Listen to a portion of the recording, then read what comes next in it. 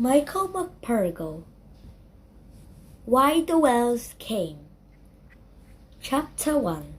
ZW. Part 1.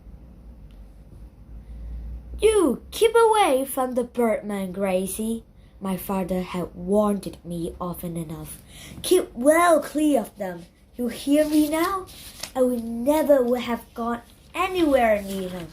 Daniel and I, had the swans not driven us away from the pool under the Grill Hill, where we always went to sail our boats. Daniel and I had built between us an entire fleet of little boats. 14 of them there were, each one light blue with a smart white stripe along the bulwarks. I remember well the warm spring day when we took them down to the pool in Father's wheelbarrow. We had just the gentle, constant breeze we needed for a perfect day's sailing. We launched them one by one and then ran round to the far side of the pool to wait for them to come in. It was while we were waiting that a pair of swans came flying over, circled once and then landed in the middle of the pool, sending out great waves in their wake. 2 of our boats noodled over and someone eventually washed them back to the shore, but we had to wade in after the other to retrieve them. We tried shouting at the swans. We even threw sticks at them, but nothing we did would frighten them away. They simply ignored us and cruised free around the pool, preening themselves. In the end, it was we who had to leave, pulling our boats into the wheelbarrow and trudged it defeated and dejected home to sea. For some days after, we tried to occupy our pool again, but the swans always seemed to be on the lookout for us and would come giggling towards us in a menacing kind of way. They left us in no doubt that they did not want us there, and that they would not be prepared to share the pool with anyone. So, reluctantly, we gave up and took our boats to nearby Popplestone Bay, but we found it was so windy that even on the calmest of days, our boats would be capsized or beached almost as soon as we pushed them out. And then one day, the first boat in the fleet, called Morin it was carried out to sea before we could do anything about it. The last we saw of her was the top of her yellow sail as she vanished in the throe of a wave. That was the last straw. After that, we never sailed our boats from Popplestone Bay again. We were forced to look for somewhere else. The beach on the sheltered coast of the island opposite Trisco would have been perfect, for the water was calmer here than anywhere else around the island. But there was always too much happening there. It was the hub of the island.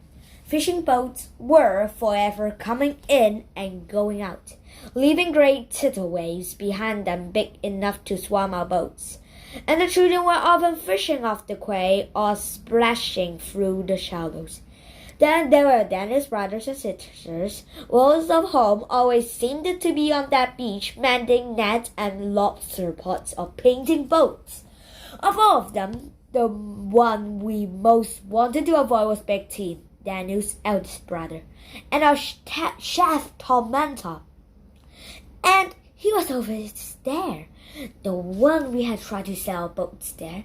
He had come with his cronies and bombarded our fleet with stones.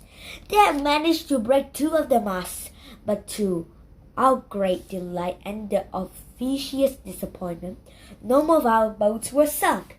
Even so, we did not want to risk the camp. We had to find somewhere secret, somewhere where no one came by, and where the water was still enough for us to sail our boats. There was only one place left we could go, Rushy Bay. Rushy Bay was forbidden territory to us, along with the most west coast of Biafra. The pool on the Goose Hill and the beach on Popplestones beyond were as far as any of us children were allowed to go in that direction. We never asked why, for we did not have to. We all knew well enough that the west coast of the island was dangerous, far too dangerous for children, whatever the weather. Mother and father reminded me repeatedly about it, and they were right to do so. At Shimon's Head and Howe Bay, there were black cliffs hundreds of feet high that rose sheer from the churning sea below. Here, even on the calmest days, the waves will shake you off the rocks and take you out to sea. I've been there often enough, but always with father. We used to go there for firewood, collecting the driftwood off the rocky beaches, and dragging away above the high water mark to claim it for our own. And we would go for the seaweed, peeling the card high with it before going back home to dress the flower pieces or the potato fields. But I never went alone over to that side of the island. None of us ever did.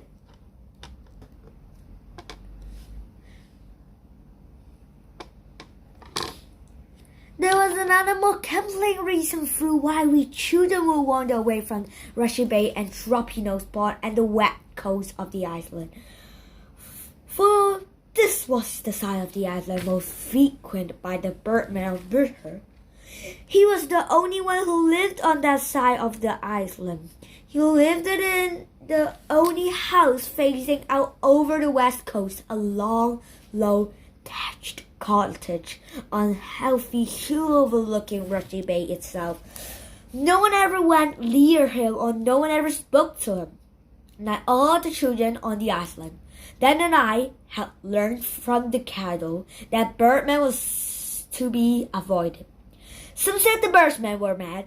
Some said he was the devil himself. That he fed on dogs and cats. And that he would put spells and curse on you if you came too close. The little I saw of the birdman was enough to convince me that all the stories we heard about him must be true. He must more like an owl, a flitting creature of the dark, the dawn and the dusk. He would be seen outside only rarely in the daylight, perhaps out in his rowing boat around the island or sitting high on his cart.